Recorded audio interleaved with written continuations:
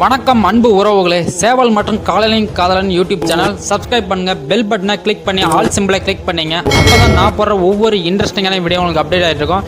Video பிடிச்சிருந்தா like பண்ணுங்க, share பண்ணுங்க. வாங்க நாம இப்போ வீடியோக்குள்ள போகலாம்.